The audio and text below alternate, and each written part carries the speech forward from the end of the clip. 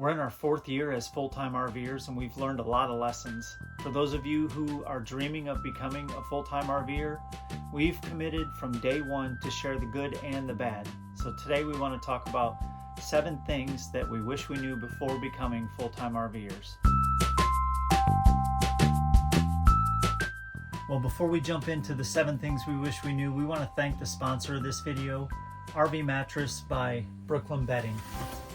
Now, we've had this mattress for 3 months, and it is the most comfortable mattress we've ever owned. Their factory's in Arizona, and they offer free shipping to anywhere in the US. They also have a ton of options to choose from.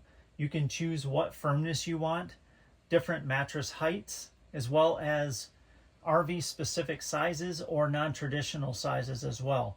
They offer a 120-night sleep trial, a 10-year warranty, and they'll ship the RV mattress right to your door for free. We want to give a special thank you to the sponsor of this video, RV Mattress by Brooklyn Bedding. Visit rvmattress.com/Why Not Wonder to explore their huge 4th of July sale. This is one of the biggest sales of the year with up to 30% off. You do not want to miss the chance to get a better night of sleep. Visit rvmattress.com today. If you see this video after the sale, you can still use the code Why Not Wonder for 25% off. Number 1, emergencies will happen. We were over 2,000 miles away when we got the call you never want to get. Our 21-year-old son was diagnosed with cancer, and there was nothing we could do. You may think that you could just jump on a flight and get home right away, and sometimes you can do that. There was no way that we could get home in time for his surgery. We are home now, and we are so grateful and thankful to be here, but that leads us to number 2. Number 2, you're going to have to be really good at pivoting. The whole time we've been on the road, work camping has been our only source of income. Our hometown is not a touristy area, and work camping is not a thing here, and seasonal work is not a thing here either. However, last year when we had to pivot and come home, I was able to land a seasonal job, and this year we had to pivot again and come home, and I was able to return to that job once again. Now, the timing couldn't have been more perfect. I'm working for an ag company, and I love all the people I work with, and I love the work I'm doing. I'm basically their driver, and I also work in the warehouse, help pull orders and load and unload trucks, do other odd jobs.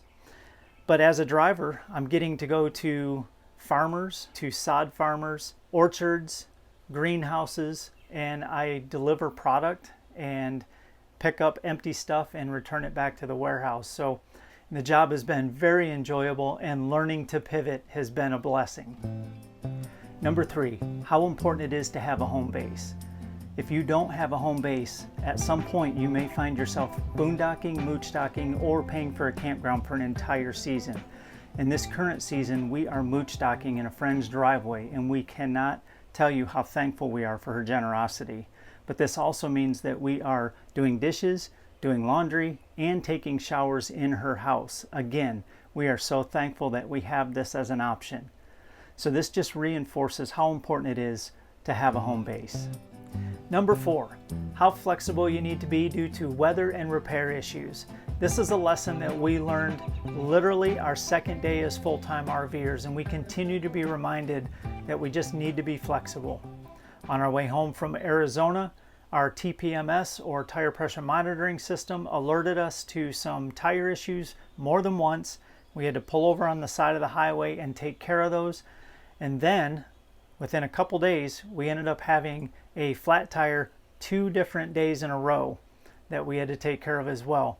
We also had to replace both of our truck batteries.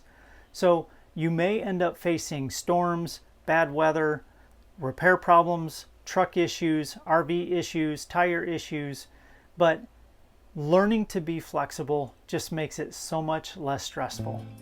Number 5, how many nights we would stay in a parking lot. Now, before we became full-time RVers, we pictured ourselves always staying in full hookup campgrounds, enjoying the peace and the beauty. That's just not always the case. Sometimes when you're traveling from one location to the next, it doesn't make sense to book a campground. So we end up staying in parking lots. On our way from Arizona to Michigan here, we ended up staying in many parking lots as well. Number 6, how much we love slow travel and staying in areas for longer periods of time. We dreamed about becoming full-time RVers and seeing all of this great country. However, work camping kind of forced our hand and slowed us down due to the fact the contracts are usually 4 to 6 months. We quickly learned the huge benefit of staying in an area for that long. Now we get to really see things that we would have missed and really enjoy the area where we would have just been passing through. We really don't like having to pack up the RV every 2 or 3 days to move to the next location, so we've really enjoyed slow travel and staying in areas for longer periods. Now this is just our personal preference, and we know it's going to be different for everybody. Number 7, you'll never regret purchasing a 4-season RV. As full-time RVers, you will end up in cold climates more than you think you will. We wish we would have realized this or known this before we started. When we purchased our first RV, it was a 2-season and we only planned on using it for summer road trips. 2-season means that the underbelly is not insulated and there's no heat being blown into it. So your holding tanks and water lines are completely exposed. When we left for full-time RV life, we headed west in April and our holding tanks and water lines froze while we were in South Dakota. We quickly learned that those 4-season or weather guard RVs in the RV lots were probably worth it. Well, we hope these 7 things we wish we knew before becoming full-time RVers was helpful. Now get out there and wander.